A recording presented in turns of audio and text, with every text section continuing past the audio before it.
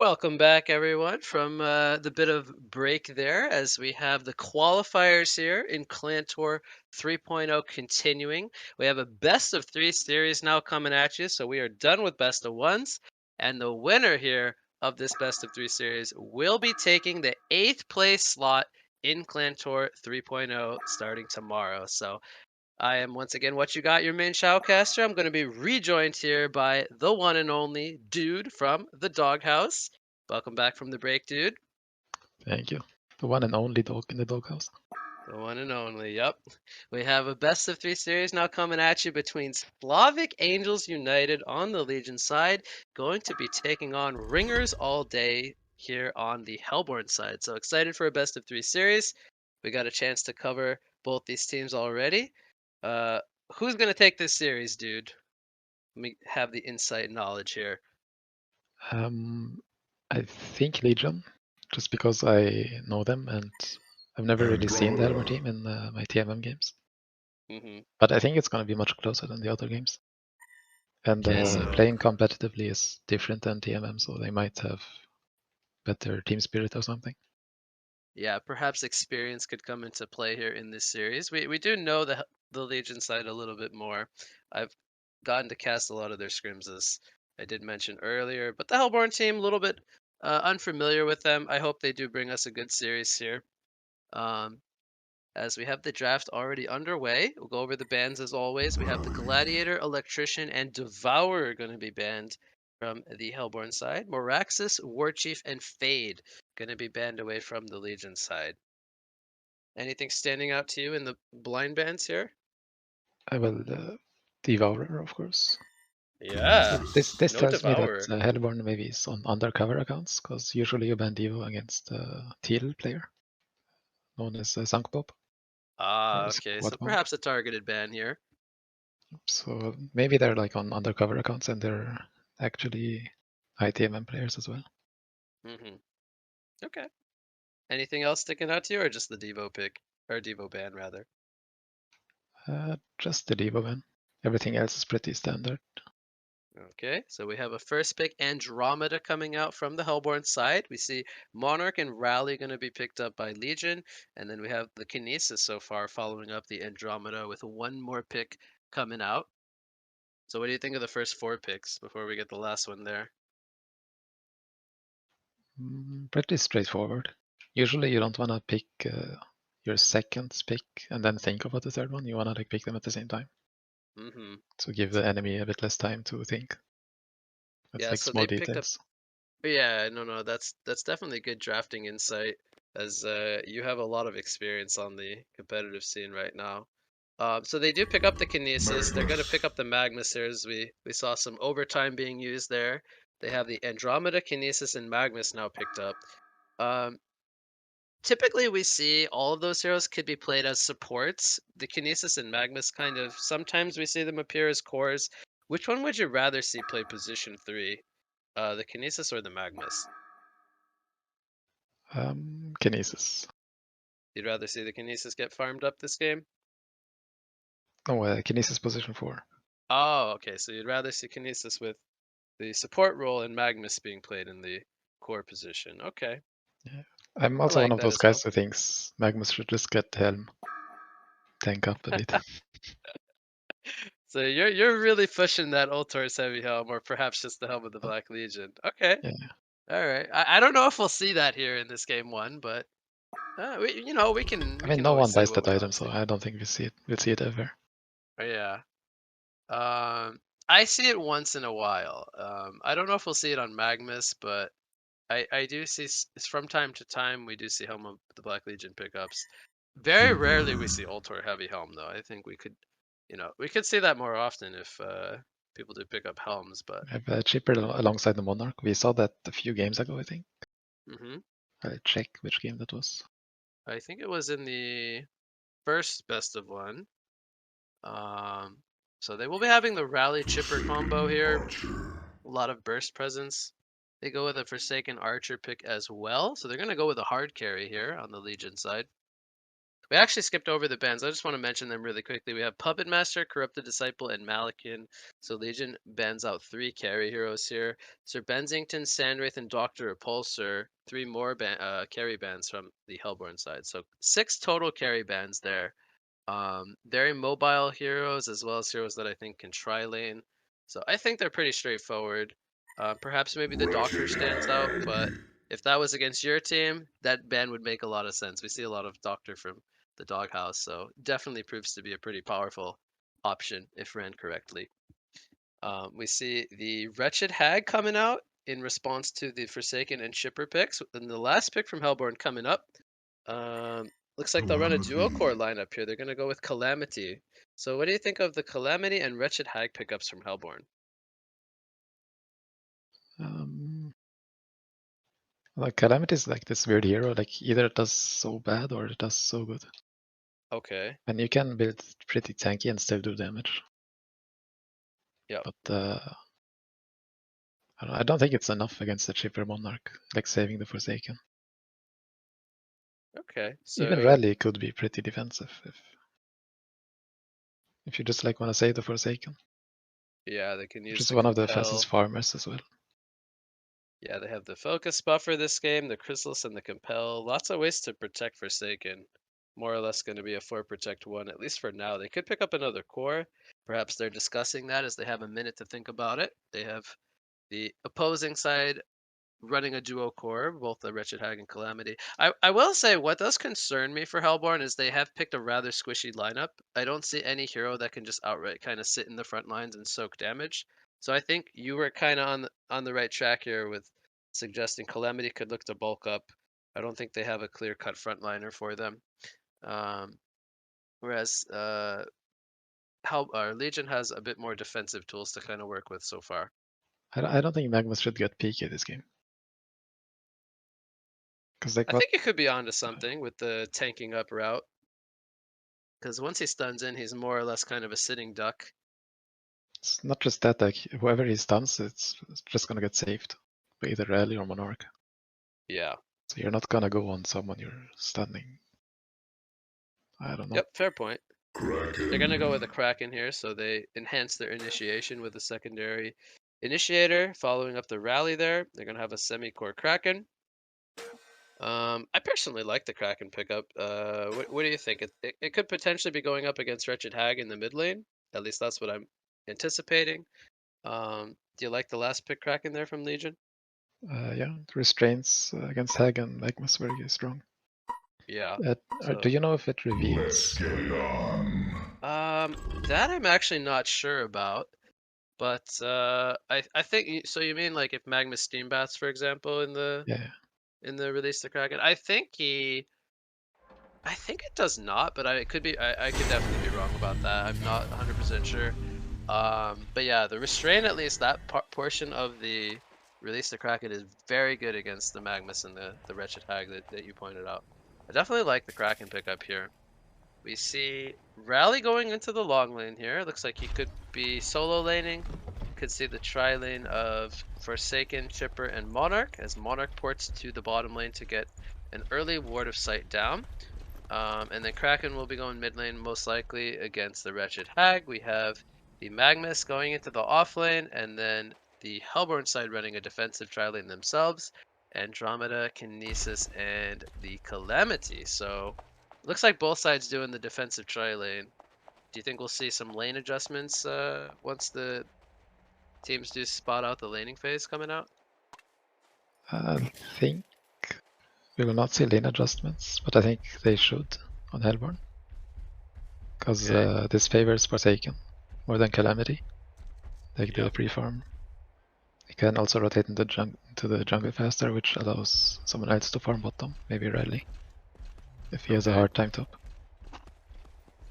But like me and my team usually call this the Imba strat, just try lane the carry.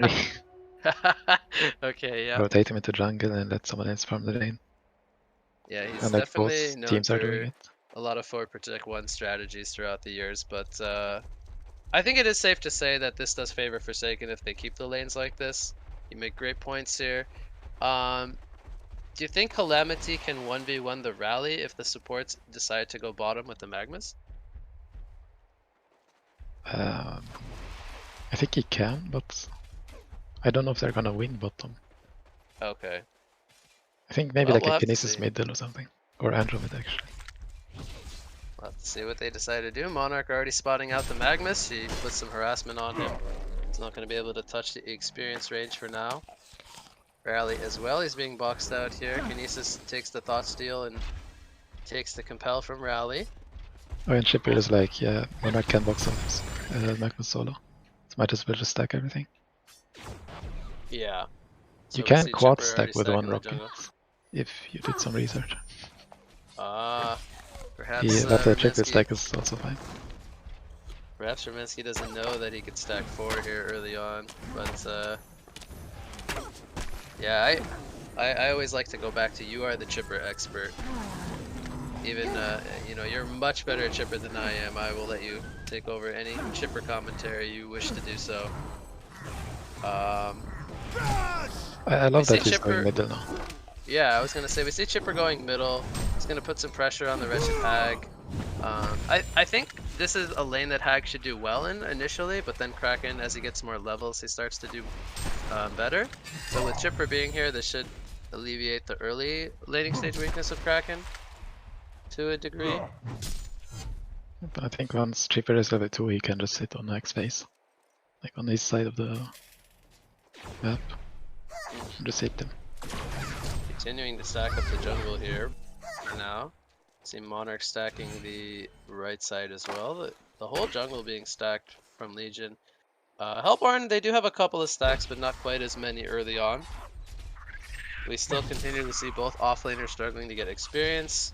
Magnus actually is level 2 though, so he has gotten more experience than the Rally so far. Rally gonna try to do a pull here. He even uses his Compel. See if this is successful. He only gets the Archer pulled here. And Calamity might prevent that as well, so Rally gonna need to use some mana pots there. 2v2 lane middle, Hag and Kinesis versus Kraken and Chipper. Not your everyday 2-minute mid lane matchup, but what do you think? Does this favor either side, or does it continue to just kind of be the supports kind of poking in and they go back to stacking, it looks like? Ooh. Chipper missed the rocket because it's a skeleton camp. Oh no. A vagabond with the stack there. I think he also tried to stack in a camp that was already tripled. That easy camp was already triple stacked. Yeah, with mid lane I think it's pretty even, but Legion is more like they could get a kill if Hellborn is out of position. And Hellborn is more like just poke them down slowly. Yep, I agree. There's not a lot of upfront bursts from the Hellborn side, at least just yet. Maybe later on when they get more levels. So it looks like they're gonna send Kraken into the jungle. He's only level 4, but he's gonna start working on the easy camp. Might see a kill top lane already. Oh, yep, the Rally and Andrew going at it. I missed it. The Bloodlust is gonna actually go onto the Magnus here. And that's a great kill for Legion. They get the Bloodlust on their Forsaken Archer. It's gonna be able to rotate into the jungle that much sooner. Up to 450 gold per minute with the Bloodlust. 26 and 5, or 27 and 5 as she continues to get some last. It's Calamity on 27 and 4, so both carries about on par with each other early on. Wretched Hag versus Kraken. Kraken gonna take a lead here as he did rotate into the jungle, picked up some easy camp farm there. He's about 20 gold per minute higher than Hag currently. Not too much disparity there. And then both the offlaners having not the best time. Rally on 88 gold per minute, Magnus on 100 gold per minute. We see Magnus doing a Veiled Rot here in the mid lane. It will wear off.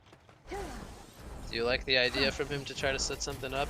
He's gonna rotate back down to the bot lane. I think there's no way he can kill the Kraken with the Chipper sitting behind. But then again, like, what can he do except that? He's getting boxed out pretty heavily from Monarch. Yep, Monarch already hitting level 4, so she's higher level than Magnus. Forsaken level 5, about to hit level 6, and it's going to be really difficult for Magnus if he gets caught by a Forsaken combo as well. Rally does get some XP now though. He's currently level 3. This is something we used to do. We let like a chipper sit mid and take the farm. Well, someone like a hero that can take stacks, just take the stacks. Like a Kraken or Gladiator or something like that. Yeah, so definitely utilizing the jungle early on, having the 2 supports. Release the Kraken! Oh, I could say it's like taking away from Forsaken, but Chipper can stack those camps. Again, do you like that he used his ultimate there? I actually saw this the other day when I was casting a scrim, and I think I had a co-caster for that one, and he said the release the Kraken does not really help with taking out stacks. Do you think it's a bad thing that he uses the ultimate on the camp early on, or do you think it's good to help him clean it faster? I think it doesn't matter. Okay. It's like 1 minute of cooldown right now. Yeah, it has a 100-second cooldown level 1. It's going to be back up in a minute here. Going to be used to accelerate. And the thing is, the Hag doesn't know that Kraken use ulti, so he's still gonna play a bit more scared. Yeah, that's a good point you bring up. Doesn't show it to the enemy. They see a ward of sight coming down in the top lane here. Andromeda going to go for a dive. Rally does not use his compel. He's going to get caught out here. He even had the golden apple. Do you think he would have survived there if he used the compel and the apple in time? No. The compel did get off, but in the end there, but he compelled Bottom in lane, or something. Monarch dies in the river here. No bat blast used as they catch him with the Kraken setting up here. Well, here if he had ulti, I guess. Charge does not have the ultimate. The rockets are also going to miss. That is only a level 1 tsunami charge, only stunning for 1 second. And again, I guess without the there release the of ulti Kraken, was needed. yeah, they're going to miss a kill unfortunately. But you can never know. Come in time. It's gonna happen. Ooh, Kraken tried to catch Wretched Hag there. Hag gonna blink away just in time. She'll go back to base to get some regen. You see a small golden XP lead from Legion. I think that's mostly due to them being able to utilize their jungle a little bit earlier. We see a 1500 gold and 1800 experience lead. Magma's gonna fall in the bot lane here, as I was talking. The Forsaken combo does catch him out and he ends up falling to it. We have a 2-2 hero kill score. Definitely not the most action-packed game. Both sides kind of choosing to farm up their carries. But I think the action will pick up once we get into the mid game, once we see some core items picked up.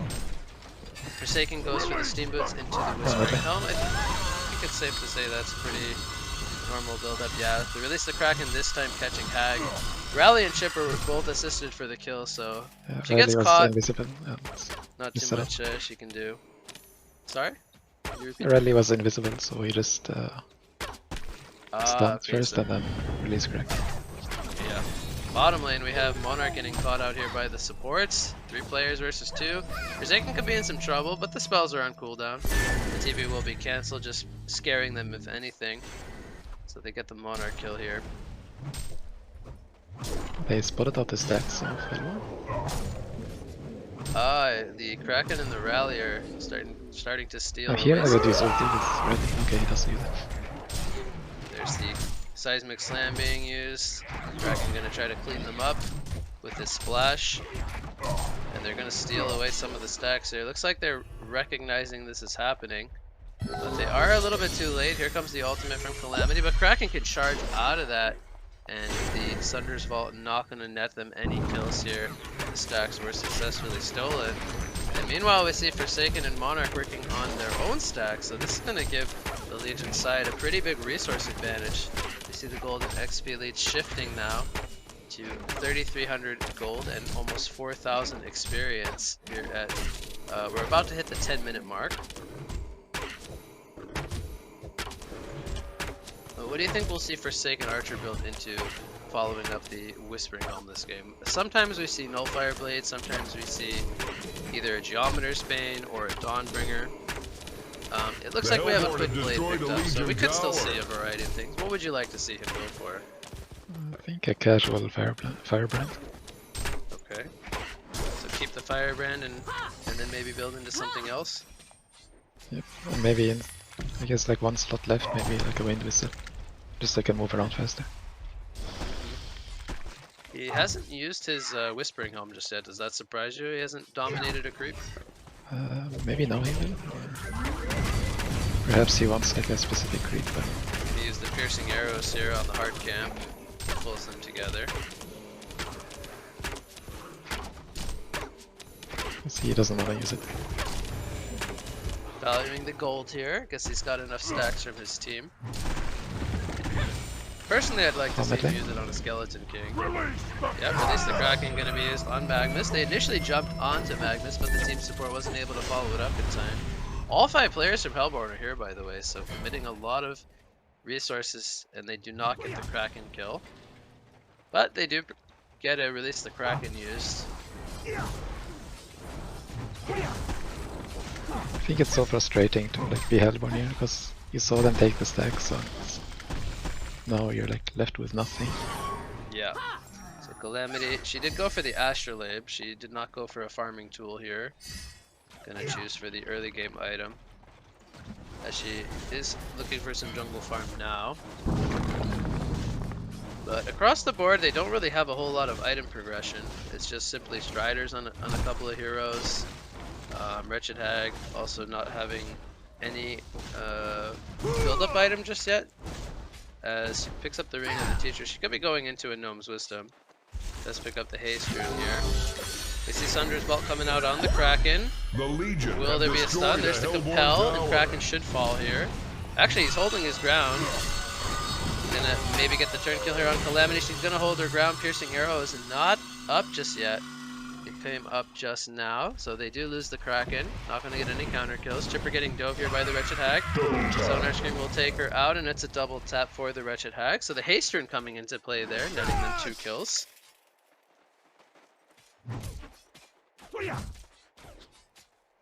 I saw Rametsky trying to like cancel animation, like cancel Hag's auto attack with the rockets, but once the sonar screen was up, there was like no chance to survive. Yeah, they survived on Calamity there. Calamity almost fell, so it looks like the Astrolabe coming in clutch there, at least keeping her alive. Magnus goes down to the rally combo, followed up by the Crippling Pollen of Monarch, keeping him in place. Could not escape there.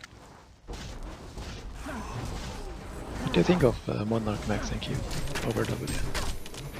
I think it means that they want to be more aggressive, but at the same time, I feel like you don't really necessarily need to max the first skill on Monarch. You don't get too much damage output, it's just for longer pilots. Do you feel like they need the extra silence this game against like heroes like Magnus and Hag, or do you think they have enough lockdown across the team? I think whatever team you're in, you're always max W on Monarch. Yeah. Because I think you can even play more aggressive with the W, or because of the W. Yeah, I feel like the biggest strength of Monarch is her ability to keep people alive with the early high levels of Chrysalis. So yeah. I agree with you. I feel like Chrysalis is better to max overall.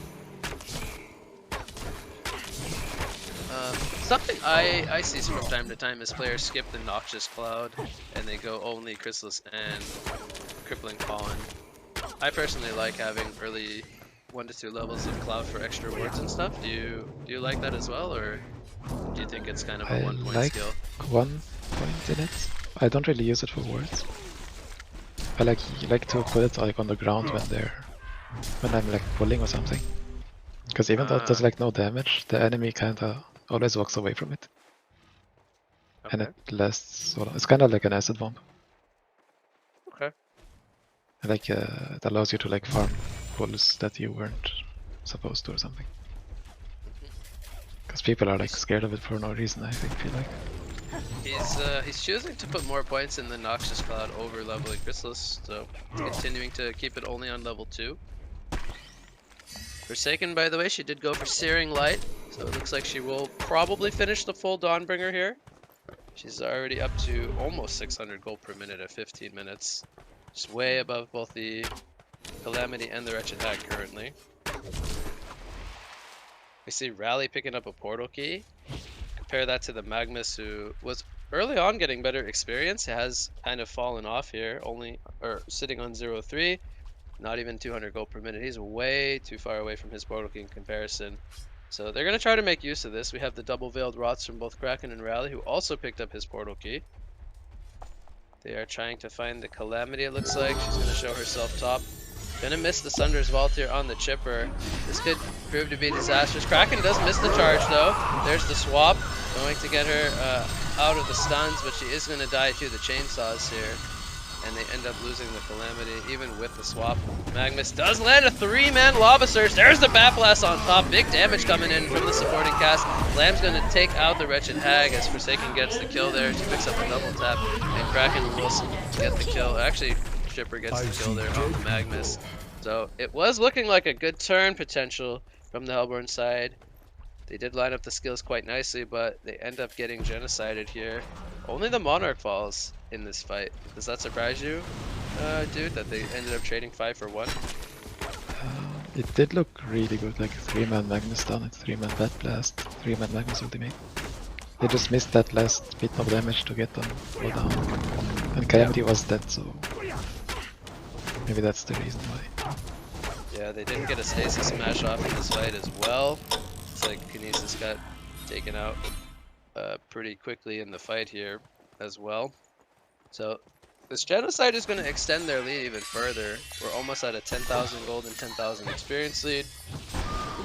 We see the Dawnbringer finished on Forsaken. Compare that to Calamity, who has more supportive items. She has the Astro and the Shaman Sedges picked up. Not going to be able to output damage similar to her counterpart here.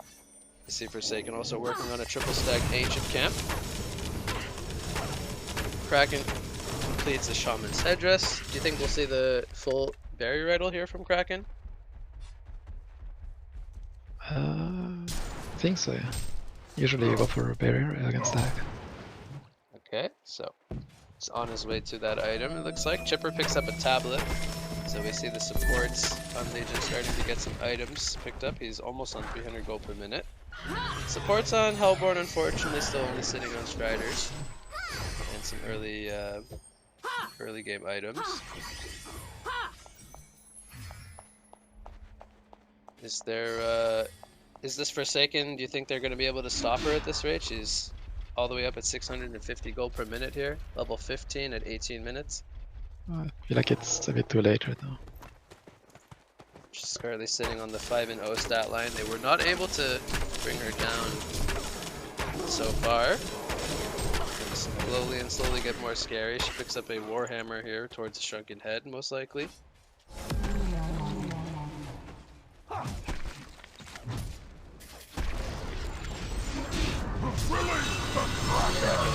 Catch the Magnus here down in the bot lane. Chainsaw's assisting. What a mess! Monarch not even going to be needed here. Still a haste rune on the Kraken, by the way. They didn't even use the haste rune that they have. Kraken misses the charge here on Kinesis. I think it won't matter. They're going to have too much damage as Chipper and Monarch finish the job there. And now Forsaken joins for this bottom 2-2 tower push. They have all 5 players down here. Middle lane, we have Kraken setting up. They have the ports coming in. Kraken gonna charge back. The Calamity, here comes the Sunder's Vault. Monarch gonna Chrysalis herself. She will hold her ground for now. Will they have the damage to bring her down? Hag ports in with the Sonar Scream. They will take out the Andromeda, who did use the swap, so she's gonna sacrifice herself. They did get the tower kill as well.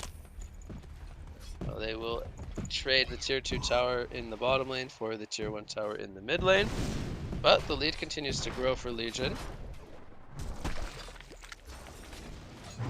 Barrier Idol was finished by Calamity here as well. Still hasn't built into any kind of scaling items. What do you think she'll buy now that she's got 2 defensive items picked up? Do you think something like a Dawnbringer, or is there any kind of other damage item she could look to go for? I'm guessing she's going shrunken now, like a third defensive You item. think she'll go a third defensive item? Yeah. I don't know if she should, but I think she's gonna do it. I feel like she's not gonna scale very well if she continues to buy defensive items. She won't, but like she will never out damage the Forsaken at this point. Yeah. She's falling more and more behind. She's 200 gold per minute behind the Forsaken. And as we've mentioned, not building into offensive items, strictly going defensive. Wretched Hag is building a sheepstick. We see Andromeda get caught out here. Chipper and Kraken take him out. No ultimate's going to be needed here. They might look to take out their Kongor now. They're heading kind of Kong pit. But yeah, Wretched Hag going for an early sheepstick. What do you think of the sheep progression for Wretched Hag? I mean, against the Monarch, Purge it maybe not that great. Yeah, I was going to mention maybe like they have a bit more selfish. to remove that as well. She should maybe like build a bit more selfish, like Cleaver Power, try to split push. Yeah, or even something like a staff. Some kind of item that bulks up her spell damage. Kongor is going to fall here. 21-minute mark for the Legion side. We'll see if they maybe try to force the issue and take out Hellborn's Kongor. That could cause a team fight to break out. We do see the light brand picked up by Calamity. The Legion have destroyed a Hellborn tower. But like Forsaken Archer has her Shrunken now. Yeah. I feel like even if you swap Calamity for Forsaken, like with the same team, Legion would still be winning. Just like having a Pika on Rally and Kraken and then Chipper to like finish off whoever they jump. Thunder's Vault was used here in the top lane. We see the swap stopping Rally's portal key, or TP rather, but he does portal key. And he will compel down the cliff, and Hellborn is struggling to find the pickoffs here. They lose their tower in the top lane. They didn't get any catches onto any heroes. And Legion gonna further extend their lead now. We see Forsaken and Monarch with Kraken moving over to the Kongor. I'm sure the rest of the team will be joining them shortly. But if they do get the token here, which we don't see any attempts from Hellborn to kind of prevent, are they going to be able to stop a base push here from the Forsaken? Kongor has been slain. I think so, yeah. I think it's a bit too early to base push. Okay. See the What do you think so? Up by Forsaken. We have Barrier and now a Bulwark being delivered to Kraken. Got a couple supportive items. He's going to find... was that an illusion? Andromeda's illusion, right? That was the Andromeda illusion. Good bait coming out from the Andromeda. They bait out to release the Kraken. He might still die here though. He's taking damage from the Chipper. 2-man Bat Blast comes in onto both the Monarch and the Chipper. She will blink away. Kraken missing another charge. We see Magnus coming in with an eruption. He does have a portal key. He will take out the Chipper, but it was a sacrifice. And now Calamity is just going to be forced to fall back. Not able to go in and fight there. The Legion have I think destroyed Hag right now a should go to the middle of the Hellborn map and grab those mid waves that are coming in. Yep, she's gonna be coming back to the base, but I don't feel like that they can defend this. They have Andromeda coming up in 5 seconds. Magma's still dead for 25. She's taking a lot of pressure here from the base. She's gonna get healed up by the Monarch. 1 minute and 45 seconds remaining on the Token of Life. We'll see if they can break the tower at the very least, as they do have the Kongor Slayer 24% damage addition buff. And we'll use their fortification here.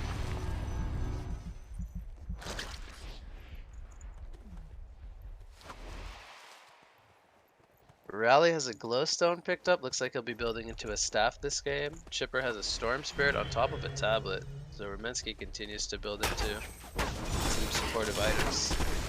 Monarch also has a tablet. A lot of items across the board for Legion. Tower almost down here. Still have a minute left on the token. Should they deny the tower? It looks like they are going to try to do that. No cake for you. Yeah, I was gonna say, I feel like denying the tower probably makes sense there. Typically you don't want to deny your base towers, but that one was inevitable, I feel like. Protection kicking in here until the creep wave gets closer. Forsaken has 40 seconds left on the token. So, in this scenario, do you feel like she should burn it on purpose, or do you feel like if they don't use the token, it's going to be okay? I think she can just burn it, yeah. Like hit the Rex 20 until they do seconds something left. about it. She's got 60 life here. The Rax is going to fall. You can tell they kind of don't want to kill her, but they will use the defensive Lava Surge here. They take her out. They did lose their melee Rax, though. And it looks like they will fall back. They're not going to get the full set here. Maybe there is some items around the corner that they're looking to finish. But like, if Hag was deep pushing mid lane, like from maybe like the tier 2 of Legion, but I don't think that's mid tower would fall. Yeah, the protection kicking in probably would prevent the tower going down.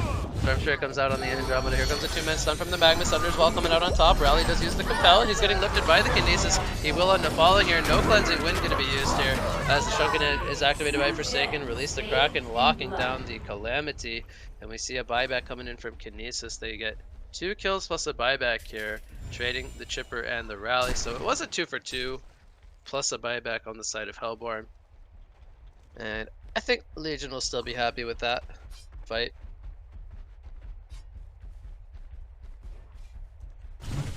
We have the Sheepstick finished on Wretched Hag now as well. She's setting up bottom lane. Yep, do you think... I don't think she can solo kill the Kraken. I think they do need team support.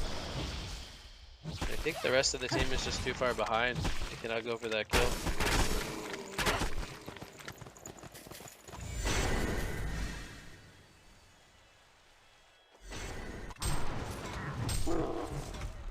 So, we see Wretched Hag, she's still only level 13. I think she definitely needs to get that level 3 ultimate if they're gonna have enough burst power to bring them down here. We have Stormshare picked up on Kraken. Do you like that they went for a second Storm here? Alternatively, maybe could have finished the Demonic. We see a fight breaking out here. Dominic gonna fall. Eruption does go off. Not gonna deal the most damage. Magma's gonna get caught here by the piercing arrows. She goes down. Release the Kraken, catches Wretched Hag. She's gonna get Storm Spirit as well. Gets charged backward. Not gonna bring her down initially, but they're gonna dive her in the base, and she will fall. It ends up being a hat trick for Forsaken. And I feel like we might be slowly seeing the end here, dude. I feel like the second Rax, it might just be too much for Hellborn to come back from. Do you feel like there's any way Hellborn can come back from this game, or do you feel like it's just too much damage? Hellborn barracks has been destroyed. I think we're gonna see a Hellborn barracks has been destroyed. Yeah, they're gonna make their way down to bottom lane. 1 Rax remaining here. I feel like we maybe have seen the last fight from Hellborn here, unfortunately. They have Calamity respawning in 10 seconds, Wretched Hag in 15, but I think by that time the tower will probably fall.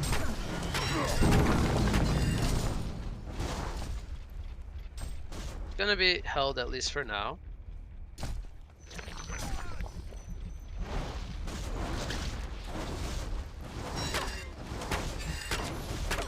Magnus does not have an eruption for another 30 seconds. He deals the Mad Blast though. Andromeda does fall. Rally jumps in with a 2-man slam. He has the staff picked up. Big damage coming in. Calamity gonna fall here to the Forsaken. The Bloodbath continuing as the chainsaws are down. It looks like the GGs are called in game 1. A little anticlimactic finish, but at the same time, very well executed strategy coming out from our Legion team here. Slavic Angels United, they will take game number 1. Fairly dominant fashion here. But do you have any final words to conclude game 1 here, dude? No. Pretty much like same strategy, but better heroes on Legion, I guess. Like with the Forsaken against the Calamity farming. Yep, so both sides going for that kind of defensive tri-lane. Unfortunately for Hellborn, they did not quite execute it as well, perhaps getting a little bit outdrafted as you pointed out there. So the Forsaken Archer is going to prevail here over the Calamity. And we will have a game 2 coming up. Again, this is a best of 3 series. We'll see if Ringers all day can come back here strong in game 2. But we will go on a break. So stay tuned. We will be back after a short break. We are back from the break, ladies and gentlemen. We are coming at you with game 2 now in our final series of the day, as we have Ringers all day on the Legion side, once again taking on Slavic Angels United here on the Hellborn side. Slavic Angels United currently leading 1-0, trying to close out the series here. And we have our Legion side trying to stay alive here to take that 8th place spot in the ClanTour 3.0 tournament. The bracket will again be starting tomorrow. Once again, going to be rejoined by the one and only Dude of Doghouse here. Welcome back, Dude, for game 2. Thank you. Glad to be here. I'm kind of hyped about this game. I feel like I'm rooting for Legion now. Yeah. I usually root for the underdog, but I think last game it was really just down to Forsaken out farming. Yeah, I'm going to be interested to see if we see a Forsaken ban here. We actually have the bans already finished here, so we'll go over them. We have Monarch, the Gladiator, and the Chipper from the Legion side. And then we have Warchief, Moraxis, and Fade from the Hellborn side. So we actually do not see a Forsaken Archer ban. Perhaps we'll see some strategy adjustment coming out from the two teams. Going to be interested to see what we see in game number 2 here. But I think these are for the most part the same bans. I think the Monarch is banned here in game 2. Well, they had both the Monarch and the Shaper Yeah, on good spot there. like last game, and they won't ban both of them. So pretty annoying supports for them, I guess. Yeah, I think it's safe to say those are some pretty strong heroes right now in Heroes of Newerth. So I think I understand the bans coming out, which does mean we'll see some different support options being picked up here in game 2. We do see the Andromeda picked up once again by Legion. They had that one last game, but we have the Nymphora picked up by our Hellborn side here. So we're going to get to see the Nymphora. Pretty popular support hero as of late. Brings the global presence to the board as well as the teamfight sustain with the heals. I'm predicting a Devo and Oogie actually from Hellborn. Ooh. I would like to see some Devo. That was actually one of the bans, now that you refresh my memory here. So I wonder if they will pick up some Devo. We do not see it just yet, at least. They do pick up Master of Arms, so they're going to go with a couple of defensive supports. Could argue Nymphora is a rather aggressive one as well, but they have lots of defensive capabilities with the Master's Call and the heals so far. 2 picks coming up now for Legion. We'll see if they go with another defensive tri-lane strategy or if they decide to switch things up. Is there anything you would like to see them pick up?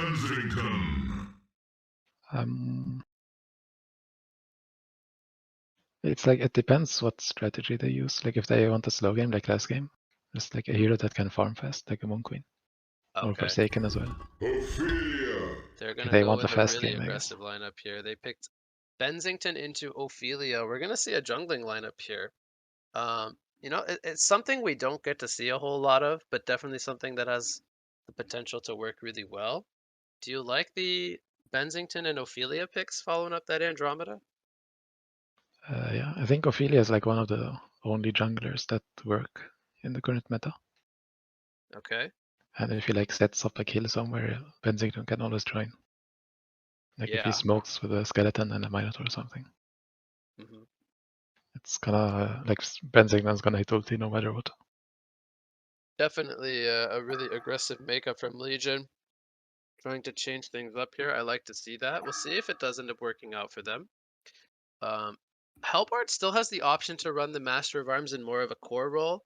Do you think that we should see him in more of the supportive role still, or do you think they could run him in a core position this game? I think it's hard to say. Master is like one of those heroes that can be laned everywhere. Okay. Except Suicide, maybe.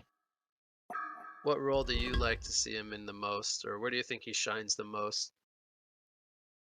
I like carry Master Arms, like role 1. Okay. I don't really like the support one, except if you have a Devo, because he has like one of the longest single target stuns. So it's pretty easy to set up hooks.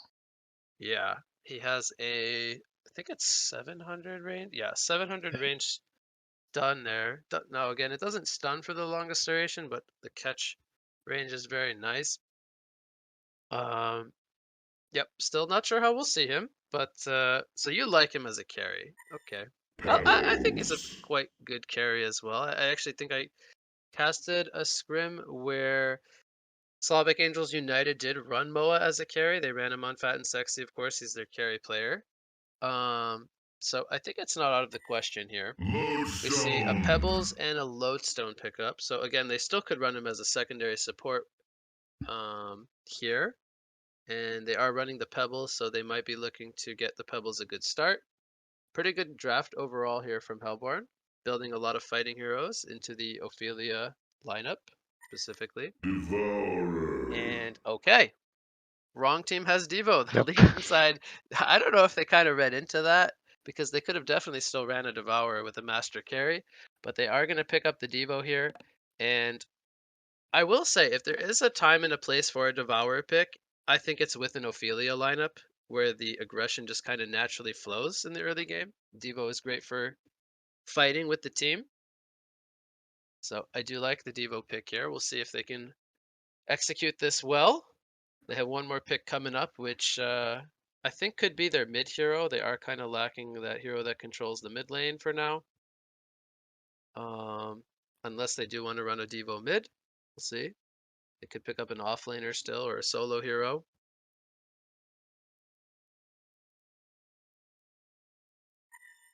They are going to go with a Ravenor.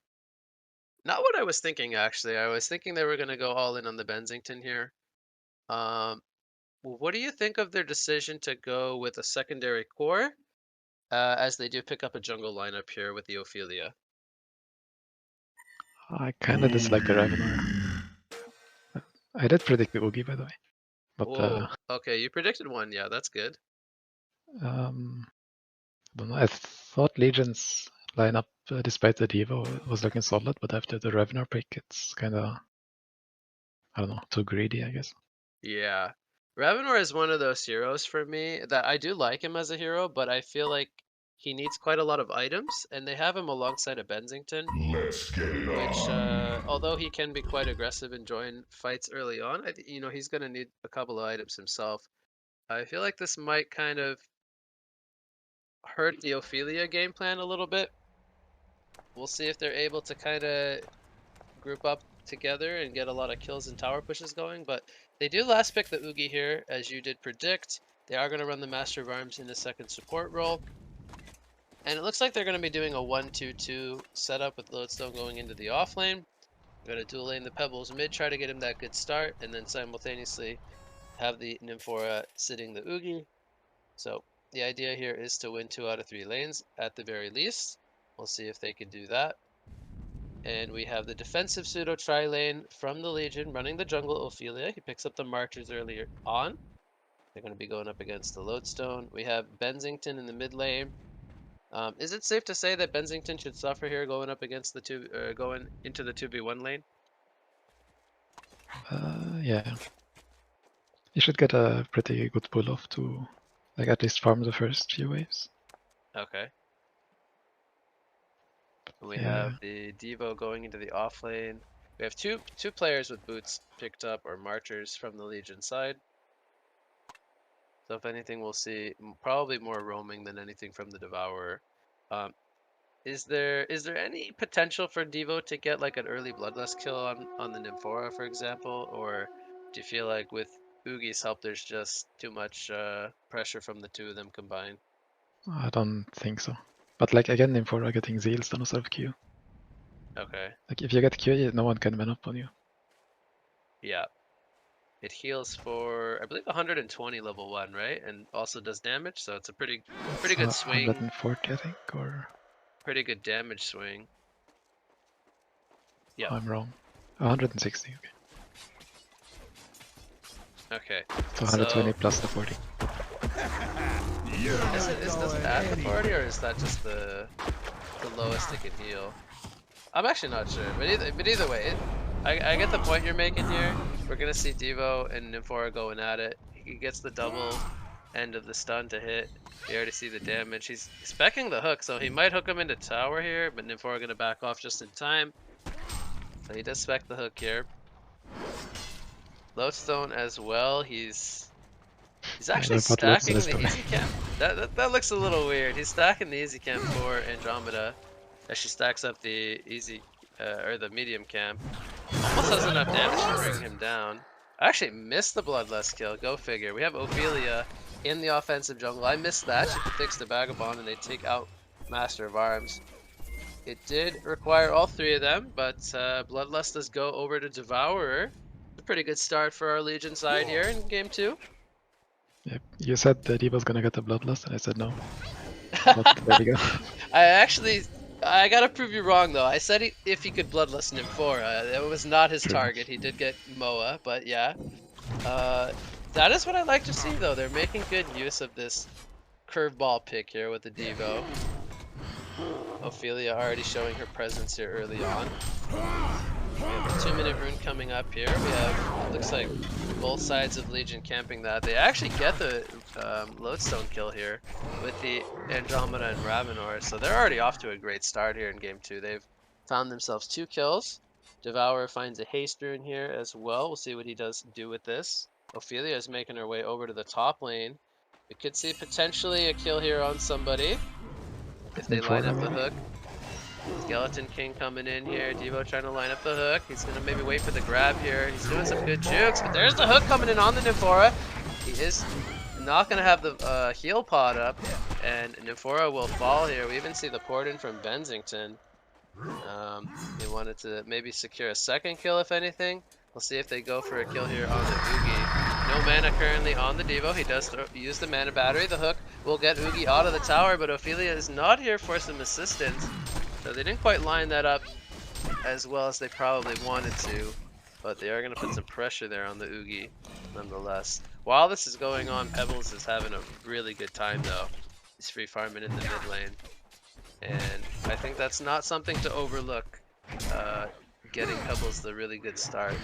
Is that safe to say? Yep. I really hate that they're just leaving middle so free. At least have some hero standing there getting XP. Yep. Bensington perhaps moving a little bit too early from the mid lane.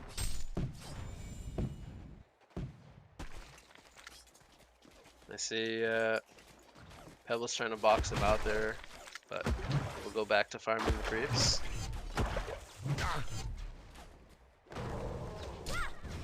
Lodestone is level 3 down here in the bot lane, so he's getting a little bit more experience than the Devourer at the moment. Nymphora missing the Zeal stun up there. The boots with, or the Strider's Devo a little bit too slippery for him. Do you think Ravenor could just solo bottom? Have Andromeda on top or something? I don't know if they want to leave Ravenor alone against Lodestone, but they definitely could slow down the Pebbles if they do that. Acid Bomb is down, by the way, in the bot river. So Bensington taking heavy pressure. Andromeda as well. That Acid Bomb placement was really good from Rumensky. Doesn't get any kills, but it forces them both back. Ophelia is now here with the Vagabond leader, and Nymphora is here as well. This is like a bot river wars, dude. We got so many heroes here in 4 minutes. They're gonna trade the Bensington for the Master of Arms. I think that's a trade Hellborn will be glad to take. And we will see. Well, actually the fight's not done yet. Nymphora gonna get caught here. She throws out the stun, but again, she didn't have the heal up. It was on cooldown. Here comes a toss. They're gonna hook the Ravenor out just to protect him. I'm not sure if he wanted the Pebbles or not. He wanted the Pebbles, yeah. But it's gonna save Ravenor on the safe side there. So we have a 5-1 hero kill lead from the Legion side. They are winning in gold, but they are actually trailing in experience. And you know, I actually find that a little strange because typically when you run a jungler, the idea behind the jungler is to get your team an experience lead, but not necessarily a gold lead early on. Didn't they nerf the jungle XP though? Yes and no. I mean, typically, when you run a jungler, you want to have the jungler be a little bit higher level by now. So the Ophelia only being level 4 at 5.5 minutes does show that he's been being more active rather than passive and farming his own jungle. We have a dive in the bot lane. Ravenor and Andromeda take out the lodestone. So they continue to shut him down, and Ravenor continues to have a good time. He's on 380 gold per minute. You're not comparison going at anywhere. 410. He's 48 and Serial 3 killer. score. As there is another kill happening. I should probably pay more attention to the action. We have Master of Arms getting surrounded at the bot rune. So he is now 0 and 3.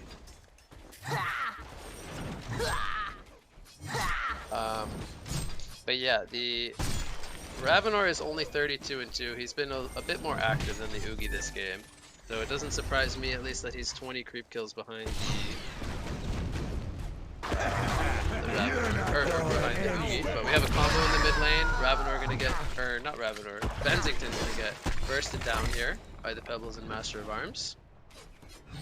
So Bensington, he continues to struggle. He's only on 86 gold per minute. Do you think that that's going to be troublesome for Legion moving forward, that Bensington's struggling so hard? Yeah. I think if Bensington has a bad game, like your whole team is gonna have a bad game. So he's not one of these heroes that can kind of recover later on. He doesn't really have a farming mechanic.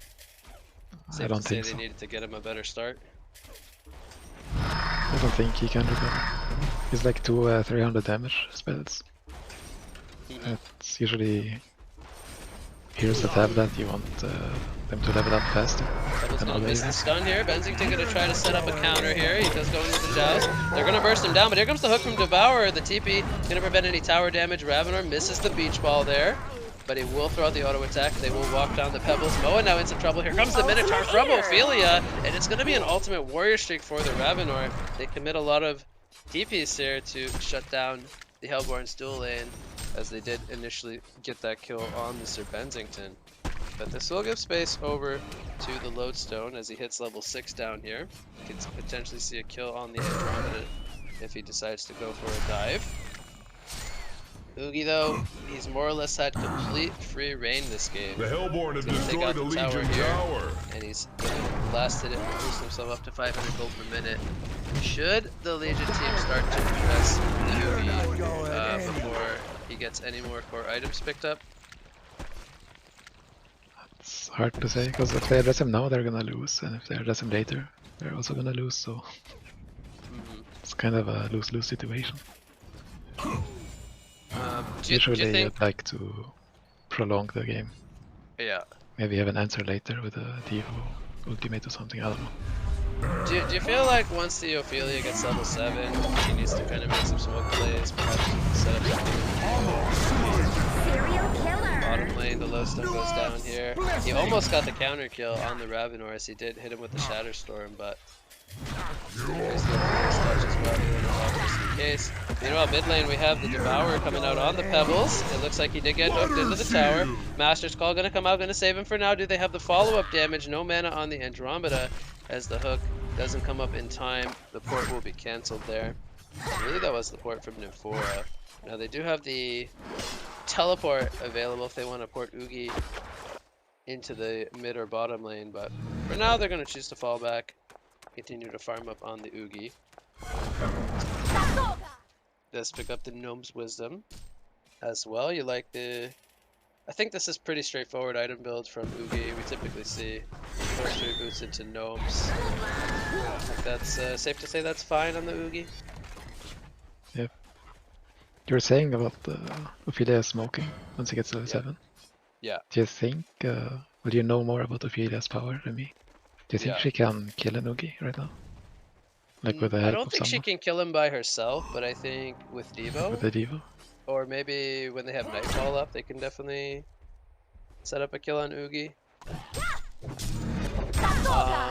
With the Global Master ultimate as Yeah, well? a lot of things obviously come into play with that. If Nymphora's in the area, if they have Master's Call, a lot of things need to kind of align for that to happen. But I think definitely with a Devo, I think they could have enough damage. I like what they're doing here. They're grouping up in the bottom lane with the Ophelia to push the tower. They might look to take 2 towers here. You see the Nimport coming in. This could be really risky. Bensington's going to spot this out. Will they be able to line it up, though? They do not go for the joust. It looks like they actually didn't see that happening. We have Oogie here with the Master's Call. The heal is down from Nymphora. And Pebbles did use his combo. There's no kills happening just yet. They will take out the Andromeda. Ophelia's touch was late to save him. And they will bring down the Sir Bensington as well. Zeal Stun connects onto the Ophelia. We have another spell, not going to be needed actually, as Pebbles does auto attack him down. And this is going to be disastrous for the Legion side. Nymphora just throw out another heal, and they will take out the Ophelia. It was 3 kills in exchange for nothing, as they are going to continue to group up down here in the bottom lane.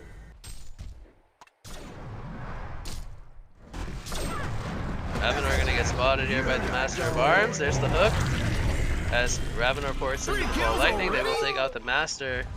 Will they be able to go further for any kills here? 2-man joust coming in from the Bensington as the tablet from Devour, he tablets himself in.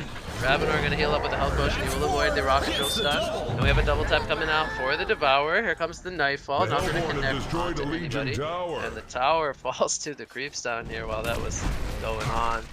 But who came out on top of this? We'll call it like a two-part team fight with the 2 fights going on.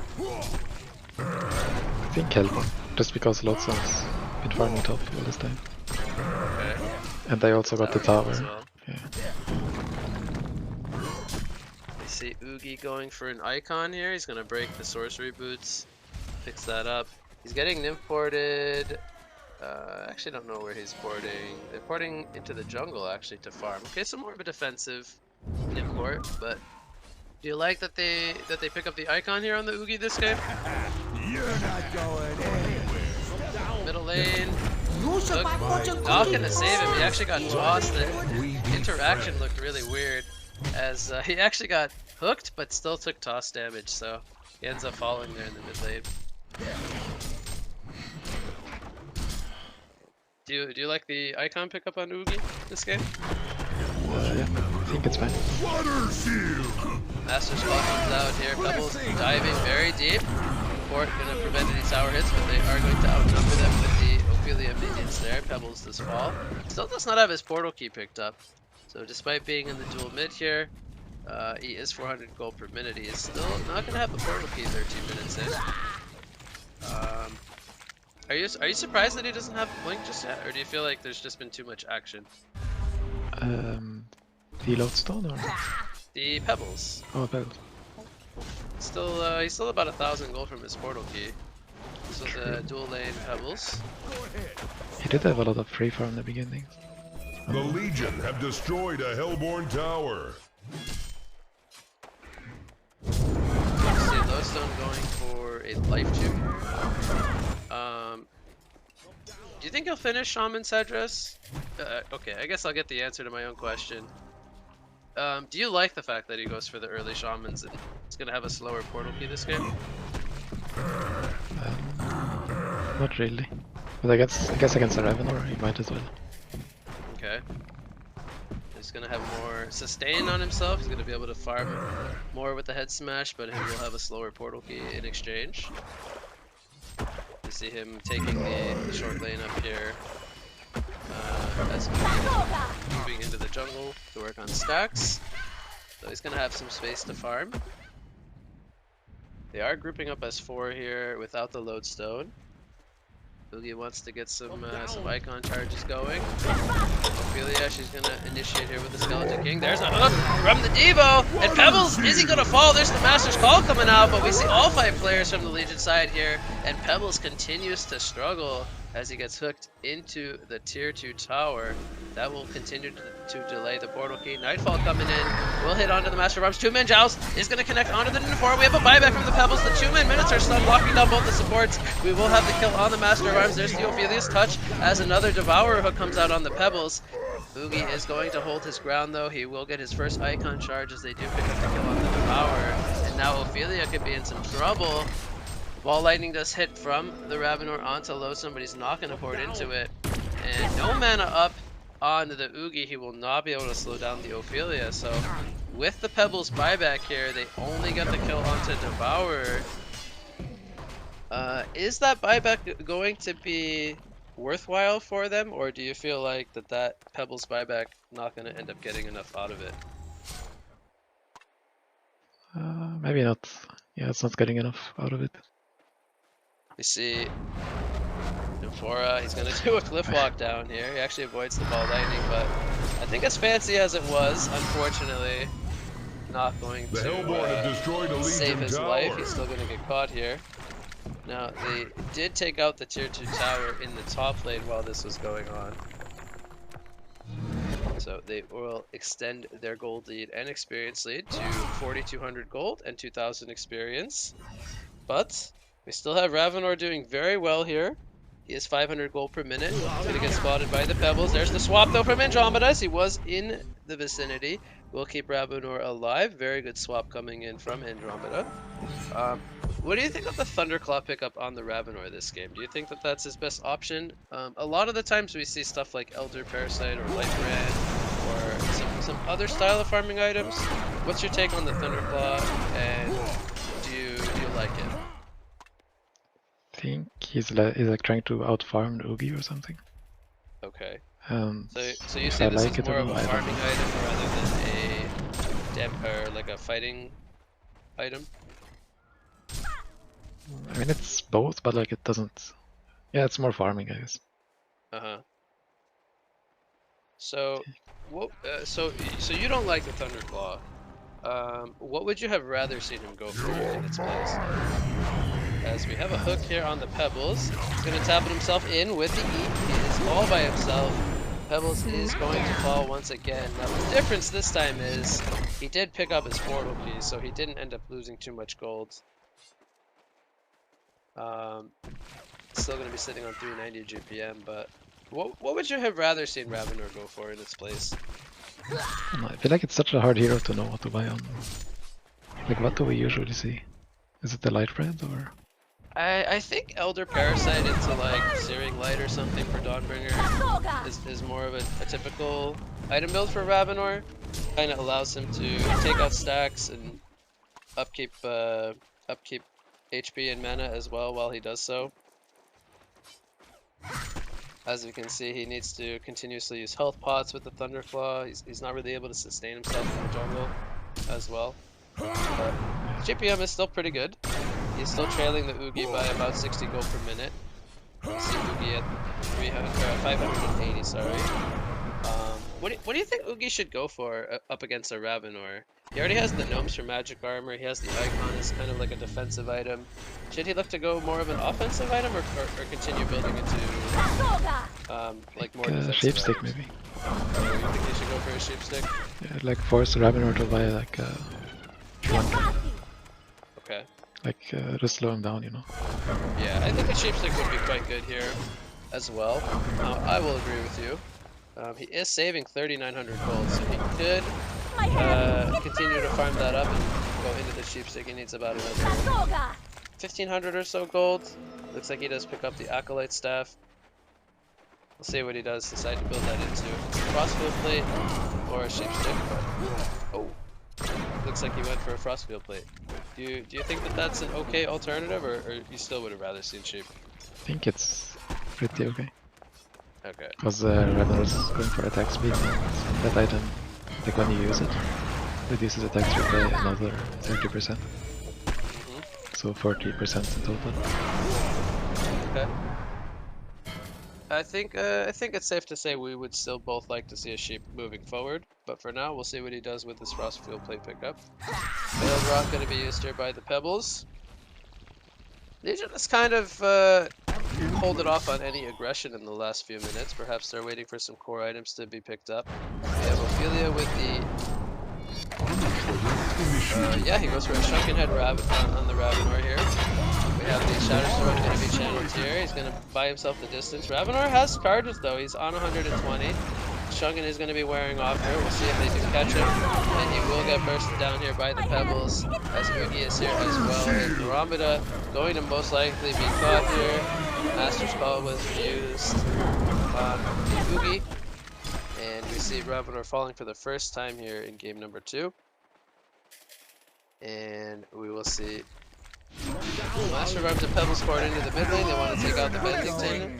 They're coming in from Devour. Going to prevent that from happening though, so he's being in the right place at the right time to save his teammate.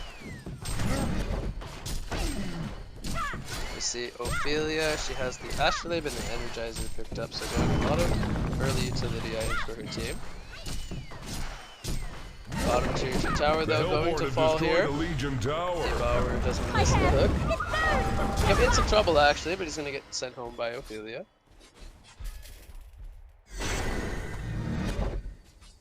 Or maybe a Storm on like a support or Ravenor to like prevent people from being ported out by Ophelia. Ah, yeah, that's good point you bring up. Who do you think should pick up the Storm? Master of Lodestone. The Lodestone. Okay, he does go for a barrier rattle. We could potentially see a Storm next. Do you like the barrier rattle pick up from the Lodestone? He does upgrade the Shamans. Yeah. Blocks like 2 or 3 attacks from Ravenor. Okay. We have tablets on both the Nivora and the Master of Arms. We want to try to kite the Ophelia and the Devourer, looks like, even the Ravenor as well. Really quiet game from the Benzington. He is actually the lowest GPM hero in the game. He's only on 166. So we kind of talked about that in the early game, that Benzington not having a good start kind of means this hero just kind of tapers off and has no real recovery mechanic. So unfortunately he's only sitting on the Steam Boots and the Vestments here. What do you think he should build into this game since he's so far behind? I guess a Shrunken so he doesn't die to the like AoE. Okay. Let's go straight into defensive items here. Yeah. Kind of acting I as guess he like could go board. Codex and try to like force people to focus him, or he's gonna like pick someone up. Okay. You can pick up a support with Codex. He's kind of transitioning from into a support. As far as recipe does get the recipe basis delivered, so he will have the completed Storm. Yeah, the Shaman's picked up on the Devourer. I think I would like to see a portal key next on the Devo. I think he has enough kind of build-up items. Do you like the PK, or do you think he needs anything else in comparison? I think there's a base push coming in soon, so he might be looking for the Jade Spire. Okay, so maybe like a Jade or a Staff to increase his hit range. Shrunken is used by Ravenor here, but Lodestone portal keys away from him. They're gonna kite out the Shrunken head from Ravenor as we have another fight going on here over near the Kongor pit. Oogie pops his own Shrunken head, which he just picks up. Swap comes in from his Romita. He's gonna swap in the Ravenor on the Oogie, but I think that that's gonna be not the right choice here. Ravenor is going to fall as well as the Andro. They lose the Devourer as well. Before you're doing that kill. And that's a really big fight coming out from the Hellborn side. Despite trailing in hero kills, they are up 14,000 gold and 10,000 experience here, making 15,000 gold as they take out the tower. And Oogie on 700 gold per minute, dude. What can they do to stop this Oogie? Has not been shut down at all this game. He's 0 deaths, 700 GPM. The Hellborn have destroyed a Legion tower. Not much they can do actually. I feel like at this point they have to hook him into the tier 4s to kill him. Yeah. We're gonna have hook happen here on the Lodestone though. Gets up into the tier 4s. There's the Master's Ball. Does he actually survive this? He gets tableted. What great gift support from the Hellborn side. He's still alive. Ravenor's not alive here though. Oogie doesn't have it. He does have his Shrunken head up. He's going to use it here. He's trying to turn it with the Primal Surge, and he will hold his ground. Ravenor is going to fall once the Shrunken wears off. And Lodestone lands the Shatter Storm on the back line. They are going to clean up the Legion side. It's going to be a genocide following the track, and they are going to throw out the GGs here. That is going to do it for Game 2 and our best of 3 series here. Slavic Angels United going to not only take the game, but the series and move on and take the 8th place spot here in ClanTour 3.0. Any final thoughts, not only on the last team fight, but also on Game 2 and the series? I think it came down to the last Dravenor pick there. Because they could have laned Bensington bottom and have had like a mid laner who was like a bit more solid. Like even a Defiler maybe, I don't know. So perhaps going a little bit too greedy on the cores there in that draft? Yeah. I think their thought was to go Ophelia to have a good early game. And a good early game like would guarantee them to survive to the stage where Ravenor is strong enough. Okay. And Bensington maybe, but didn't really work out. Early game was kind of bad in the mid lane. Yeah, unfortunately, not addressing the Oogie at all here in Game 2. Giving the Pebbles a free time in the mid lane as well. Having too much impact on those two heroes. It just became a little bit too much for them. But well played by Slavic Angels United. Big congratulations to them. They are in the official bracket now. As they take the 8th place slot. And I want to say that we had some good games today. And thanks to everyone who did get knocked out today in the qualifier for participating. As we will have the tournament officially, or the official 8-team bracket starting tomorrow. Are there any shout-outs you want to make before we close down for today? Shout out to Savory. Okay. What about your team? No. No, not the doghouse. They would make the same shout out. Oh, come on. Savory is I look the forward manager to of seeing the team. Doghouse play tomorrow. You guys are one of my favorite teams to cast. You guys always do me good with hero picks and whatnot. Well, for me, I will shout out Clantons once again for organizing the tournament. I look forward to casting tomorrow and Sunday the rest of the matches, and also to Frostburn and everyone who has donated and pitched into the prize pool. Thank you, everyone.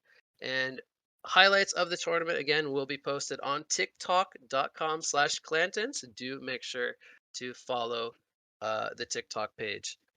But yeah, that's going to do it for today's coverage here in the qualifiers. Slavic Angels United taking the bracket and moving on. And again, shout out to the, or thanks for participating to the rest of the teams. It was great to cover the action.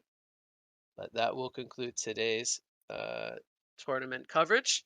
And make sure you guys do tune in again tomorrow and Sunday. We will be continuing here with the tournament.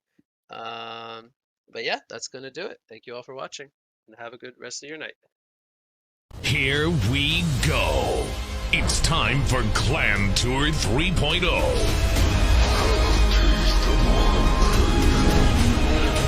$1,000 and 20,000 gold coins on the line. The 8 best teams in Heroes of Newerth. 5 versus 5 tournament. Best out of 3 main event. Best out of 5 final. Main caster, What You Got, and Breaky CPK. The event is going down the 27th and 28th of November at twitch.tv/Clantons. That they're looking to turn this one around on Geomancer, who did use his stun. Crystal Field is down, locking down Dampier. Will they have the or Blacksmith rather? Dampier will jump in. He will get the 1 kill. He's trying to hold his ground with the consume. Will he make it to safety? It looks like he will. The dig stun connecting onto both the Riptide and the Revenant. Here's the damage coming in from Donkey Kong as Silhouette joins the party, and they will bring down the Revenant. They will get the counter kill here onto Riftwalker. But here comes the 3-man mind trap coming in from Edge. Are you kidding me? Making a quad kill for Dude, and I think I might be losing my. They need Grip comes out on the Kong. Look at how low they are. Oh my Kraken god. and Electrician. Behemoth wants to go in. This He could is get a gonna be 3-man huge. shockwave here. There's the 3-man shockwave coming in with the 2-man rather than Pharaoh, and it's a double tap coming in for Behemoth. Revenant is now on the run as they stole the Kongor there with that Behemoth shockwave, and huge plays coming in from the side of Fife. Will they get this Revenant kill? It doesn't look like it, but meanwhile, off in the jungle, Gemini gets a kill here on the Deadwood, and look at— There's definitely going to be some kind of clash coming out. Drunkenmaster leading the train of pain that's going to come on top of Dr. Repulsor. Low stun throws the stun in, but it's not going to be nearly enough to save him. However, the clash continues. Drunkenmaster, one more auto attack will finish up. Gets denied, actually, by the Dark Lady, but another falls on the Legion's side. Draconis trying to flap his wings and fly away. He does a little bit more damage, but he finally goes down. And now Chipper standing toe-to-toe against these, still battling it out. He'll fall. Rhapsody falls as well, though. King Clout wants to get the final hit on Torturer. Maybe gonna get a range here. Throws the Goblin. Needs one more. Not gonna be enough, as Aluna's left behind. And Dutch Ownage, I think you're the one that's gonna get owned here in the end. Okay, well, so this is just, you know... I missed that, but they're gonna have to jump here on the Clanks. There's the swap coming out as we see the Flux jumping in with the pull. There is no Keeper Root being used. Just Eddie jumps in with the Keeper Root, and then Bubbles does fall, Luna does fall. There is double buyback coming in from both the Bubbles and the Bensington. Will they be able to hold this fight as the Shrunken Head not going to be used by Snooki there? He will fall, and he does have a buyback. So many buybacks being used. Can they bring down the Clanks as the Kelfield is holding him in place with the Shrunken Head down? And now it's going to be a quad kill coming up for Clanks. Make it an annihilation as he does end up falling. Finally, the buybacks are just so many. The first buyback going to be used by the Clanks here. Will he buy the post to rejoin the party? It looks like Clanks is here, and he is ready to fight. Solstice is on the run. He does not have a Shrunken Head, and Bubbles will also fall back as we have the first buyback coming in from the Solstice as well as the Magnus. What a chaotic fight. There's the second Keeper Root, and will it be enough to secure this team fight? The Keeper of the Forest will fall. Bensington, he is on the chase as the Clanks is pounding in the auto attacks. The GGs are called here, and game number 1 is going to go